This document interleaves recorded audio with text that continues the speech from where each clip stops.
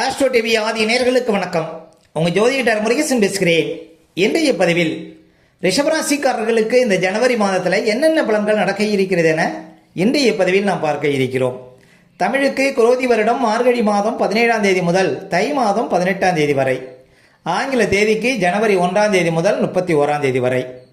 ரிஷபராசிக்காரர்களுக்கு இந்த ஜனவரி மாத கிரக நிலவரங்களை பார்த்தோமானால், ராசிக்குள்ள குரு பகவான், 3ஆம் இடத்துல செவ்வாய், 5ஆம் இடத்துல கேது, 8ஆம் இடத்துல சூரியன் புதன், 10ஆம் இடத்துல சுக்கிரன் சனி, 11ஆம் இடத்துல ராகு சஞ்சரிக்கிறார்கள். அதே போல் இந்த மாத கிரக பயிற்சிகளை பார்த்தோம்னா, ஜனவரி 1ஆம் தேதி முதல் புதன் ராசிக்கு 8ஆம் இடத்துல சஞ்சாரம் செய்வார். ஜனவரி 14ஆம் தேதி சூரியன் பாருங்க ராசிக்கு 9ஆம் இடத்துல சஞ்சாரம் செய்திருக்கிறார். ஜனவரி 18ஆம் தேதி செவ்வாய் பாருங்க பின்னோக்கி வக்கரகதியில் ராசிக்கு 2ஆம் இடத்துல அமர இருக்கிறார். ஜனவரி 19ஆம் தேதி புதன் ராசிக்கு 9ஆம் இடத்துல சஞ்சாரம் செய்வார். அதே போல் ஜனவரி 28ஆம் தேதி உங்கள் ராசிக்கு அதிபதி சுக்கிரன் லாபஸ்தானத்தில் உச்சகதியில் அமர இருக்கிறார். இதான் இந்த மாத கிரக பயிற்சிகள். இப்போ ரிஷபராசிக்காரர்களுக்கு இந்த மாதம் எப்படி இருக்கும் பாருங்கள். உங்கள் ராசிக்கு அதிபதினு சொல்லக்கூடிய சுக்கிரன் இந்த மாதம் முழுவதும் ராசிக்கு 10ஆம் இடத்துல 10ஆம் அதிபதி சனி பகவானோடு சஞ்சாரம் செய்கிறார். இது பாருங்கள் உங்களுக்கு நல்ல சிறப்புகளை கொடுக்கும். ஒரு சிலருக்கு புதுசாக ஏதாவது வேலை கிடைக்கும், குலதெய்வ பூஜை செய்யக்கூடிய வாய்ப்புகளை கொடுக்கும். அதே போல் உழைப்பால் உங்களுக்கு உயர்வு கிடைக்கும், புது மனிதர்களுடைய தொடர்பு கிடைக்கும். ஒரு சிலருக்கு வெளிநாடு வாய்ப்புகள் தேடி வரும். அப்போ உங்கள் ராசிக்கு அதிபதி 10ஆம் இடத்துல சஞ்சாரம் செய்வது பாருங்கள் சிறப்பு. ஒரு சிலர் பாருங்கள் எங்கேயாவது புண்ணிய ஸ்தலங்களுக்கு சென்று வரக்கூடிய யோகத்தை கொடுக்கும். அதே போல் ராசிக்குள்ள குரு பகவான் இருக்கிறார். இப்போ ரிஷபராசிக்காரர்களுக்கெல்லாம் வருகின்ற மே மாதம் வரையும், 2025 மே மாதம் வரையுமே பாருங்கள் ராசிக்குள்ள குரு பகவான் சஞ்சாரம் செய்வார். ஜென்ம குரு. அப்போ ஜென்மகுரு காலகட்டத்தில் எப்போதும் ஒரு டென்ஷன் தெரியும். அதனால் கோபத்தை குறைக்கணும் ரிஷபராசிக்காரர்கள்.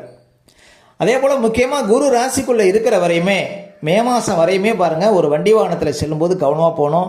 ஒரு சிலருக்கு தேவையற்ற அவமானங்கள் வருங்க. ஏன்னா 8ஆம் அதிபதி ராசிக்குள்ளே சஞ்சாரம் செய்கிறார். அதே போல் பணம் சார்ந்த விஷயத்தில், முதலீடு சார்ந்த விஷயத்தில் கவனமாக இருக்கணும். சின்ன சின்ன வழக்குகள், தேவையற்ற வழக்குகள் தேடி வரும். ரொம்ப விழிப்பாக இருக்கணுங்க வருகின்ற மே மாதம் வரையும் ரிஷபராசிக்காரர்கள்.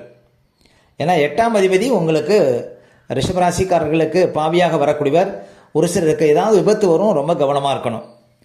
அதே போல் பாருங்கள் செவ்வாய் 2ஆம் இடத்துல சஞ்சாரம் செய்கிறார் இந்த மாதம். எப்போ ஜனவரி 18ஆம் தேதிக்கு பிறகு செவ்வாய் 2ஆம் இடத்துக்கு வரார். ஜனவரி 18ஆம் தேதி வரையுமே உங்களுக்கு 7ஆம் அதிபதி செவ்வாய் 3ஆம் இடத்துல நீச்சமாக இருக்கிறார். உங்களுடைய வாழ்க்கை துணைவர் ஆரோக்கியத்தில் கவனம் செலுத்தணும். அதே போல் ஜனவரி 18ஆம் தேதி பிறகு விரையாதிபதி செவ்வாய் 2ஆம் இடத்துல வக்கரகதியில் அமர்றார். இந்த செவ்வாய் 2ஆம் இடத்துல வக்கரகதியில் அமரும் பொழுது பேச்சு விஷயத்தில் கவனமாக இருக்கணும். கண்களில் சின்ன சின்ன பிரச்சனை, பேச்சினால பிரச்சனை, குடும்பத்தில் கணவன் மனைக்குள்ள வீண் விவாதங்கள் இதெல்லாம் தவிர்க்கணும். இந்த செவ்வாய் 2ஆம் இடத்துல இருக்கும்போது பாருங்கள் பணம் சார்ந்த விஷயத்தில் கொஞ்சம் கவனமாக இருக்கணும். அதே போல் ஒரு உத்தியோகத்தில் இருக்கீங்கன்னா மேல் அதிகாரிகள்கிட்ட பாருங்கள் கவனமாக பேசணும். மேல் அதிகாரிகளை பகைத்து கொள்ளக்கூடாது. பேச்சில் நிதானம் தேவை அப்படின்னு சொல்லலாம் இந்த மாதம் ரிஷபராசிக்காரர்களுக்கு.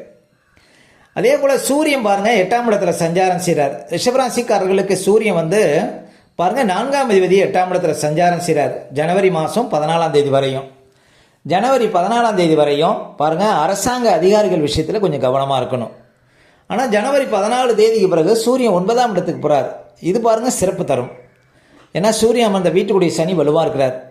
அப்போ ஜனவரி 14 தேதிக்கு பிறகு உங்களுக்கு சூரியன் 9ஆம் இடத்தில் இருப்பது தகப்பனாருக்கு அதிர்ஷ்டங்களை கொடுக்கும். இந்த மாதம் பாருங்கள் உங்களுக்கு அதிர்ஷ்டத்தை கொடுக்கக்கூடிய ஒரே கிரகம் அப்படின்னா புதன் பகவான் தான்.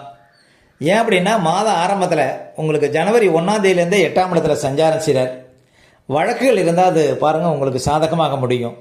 அதே போல் ஆரோக்கியத்தில் நல்ல ஒரு முன்னேற்றம் இருக்கும். இந்த மாதம் உங்களுக்கு இந்த மாதம் பாருங்கள் ஜனவரி மாதம் 19ஆம் தேதி வரையுமே பாருங்கள் புதன் 8ஆம் இடத்துல இருப்பார்.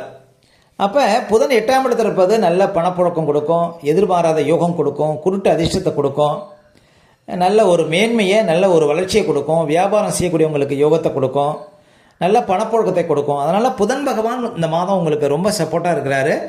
ஜனவரி 19ஆம் தேதிக்கு பிறகு புதன் பாருங்கள் உங்களுக்கு 9ஆம் இடத்துல அமர இருக்கிறார்.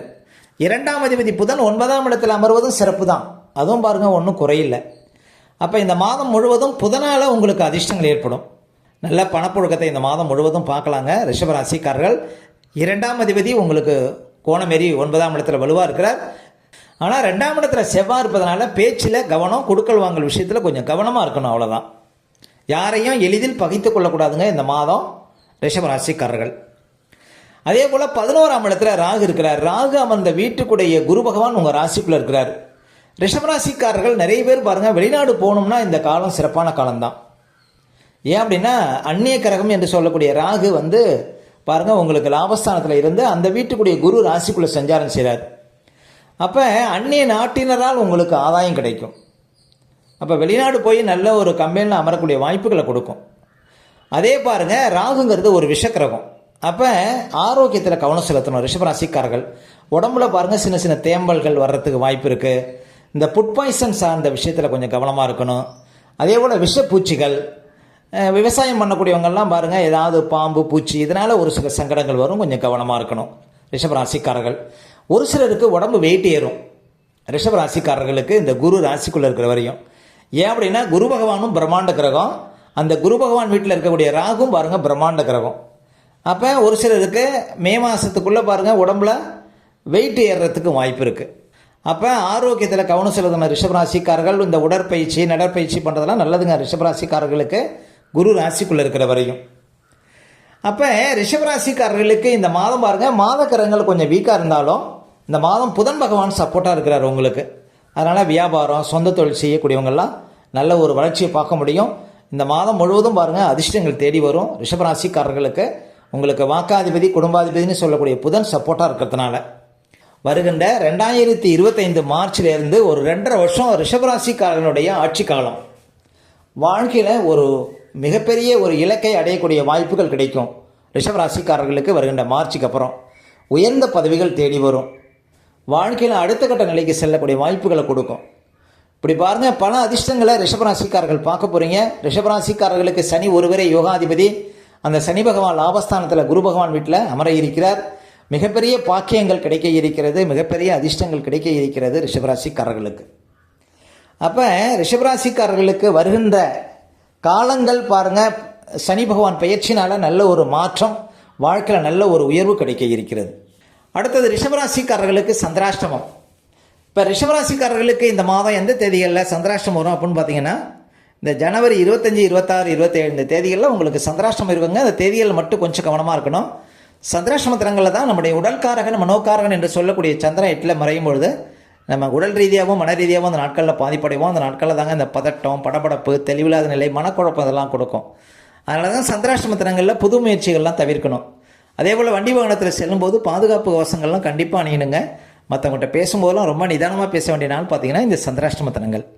அதனால் சந்திராஷ்டம தினங்களை அனுசரிங்கள், வாழ்க்கையில் வளம் பெறுங்கள். மேலும் ரிஷபராசிக்காரர்களுக்கு இந்த மாதம் எந்த தேதிகளில் பணப்புழக்கம் ரொம்ப சிறப்பாக இருக்கும் அப்படின்னு பார்த்தீங்கன்னா ஜனவரி 5, 6, 7, ஜனவரி 10, 11, ஜனவரி 14, 15, 16, ஜனவரி 21, 22, 23, 24, 25 இந்த தேதிகளில் நிறைய பணப்புழக்கத்தை பார்க்க முடியும் ரிஷபராசிக்காரர்கள். ஓகே, இந்த வீடியோ பிடிச்சிருந்தா ஒரு லைக் கொடுங்க. உங்கள் கருத்துக்களை எம்கலோனி கமெண்ட்ஸில் பதிவிடுங்க. நம்ம பல வீடியோ கொடுக்க இருக்கிறோம். நம்ம சேனலை சப்ஸ்கிரைப் பண்ணுங்கள்.